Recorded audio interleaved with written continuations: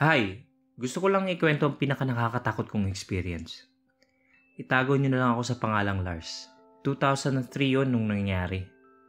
Magkaagaw na yung dilim at liwanag ng time na yon. Nung napadaan ako sa bakanting lote na di kalayuan sa amin. Nang may narinig akong parang may nag-uusap. Galit yung boses nung isa. Nagtago ako sa halamanan para makita ko kung sino mga nag-uusap. Nang malapit na ako sa kanila, nanlaki ang mga mata ko sa nakita ko. 3 lalaki ang nandun. Ang isa, nakabusal ang bibig at nakatali ang mga kamay. Nakaluhod sa lalaking kaharap. Yung isa naman, nasa likod niya. Hawak ang buhok niya at may hawak na patalim. "Ano boss, tuluyan ko na," sabi nung may hawak ng patalim. Tinignan ko mukha nila pero wala di ko talaga kilala, sabi ko sa sarili ko. Mga dayo to. "Wag muna," sabi nung isa. Sabay tadyak sa dibdib. Dahilan para tumimbang sa lupa ang kaawa-awang lalaki. Napaharap siya sa kinaroroonan ko. Pagkabagsak niya. Kinilabutan ako kasi parang nakita niya ako eh. Parang nagkatitigan kami sa mata. Di ako gumalaw. Kahit tad-tad na ako ng kagat ng lamok kasi pag oras na nalaman ng dalawa na witness ako sa ginagawa nila, tsak dedo din ako. Mangyak-ngyak na iniwas niya ang paningin sa karoroonan ko. At inarap ang lalaking may patalim. Akmang susugurin pero bigo dahil sinipa ulit siya nung boss. Kaya napadapa siya sa lupa.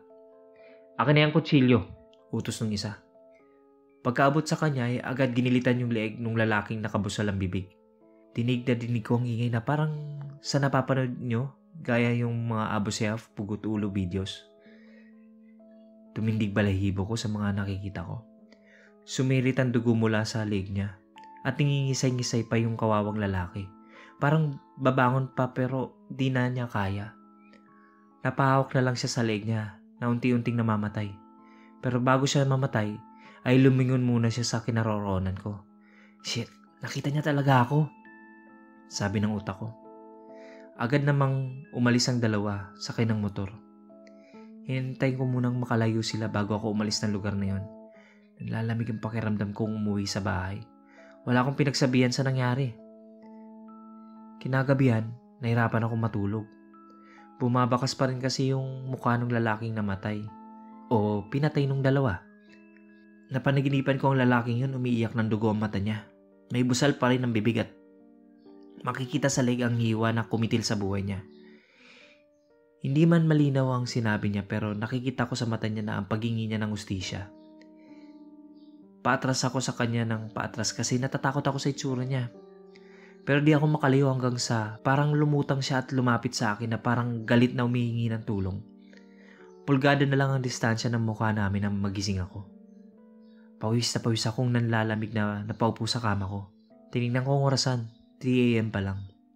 Natatakot akong matulog ulit. Baka kasi magpakita na naman siya. Nagtalokbong ako ng kumot. Buti na lang, nakatulog ulit ako at di na nanaginip. Kinabukasan, usap-usapan na yung lalaking pinatay malapit sa amin. Ni isa sa taga sa amin walang nakakakilala sa lalaki. Dahil walang kamag-anak na dumating para kunin ang bangkay niya ay agad itong inilibing sa sementeryo ng bayan namin. Di rin masolve ang kasong ito dahil walang witness na nakakita maliban sa akin. 2 linggo akong nanahimik pero 2 linggo din akong di pinapatahimik. Puyat ako laging pumapasok sa school. Hanggang sa mapansin ako ng mama ko na matamlay na ako lagi. Doon ko na rin inamin na nakita ko ang pangyayari nung gabing pinatay ang dayong lalaki sa amin. Pumunta kami sa kapulisan at doon ipinasketch ko ang mga mukha ng salarin.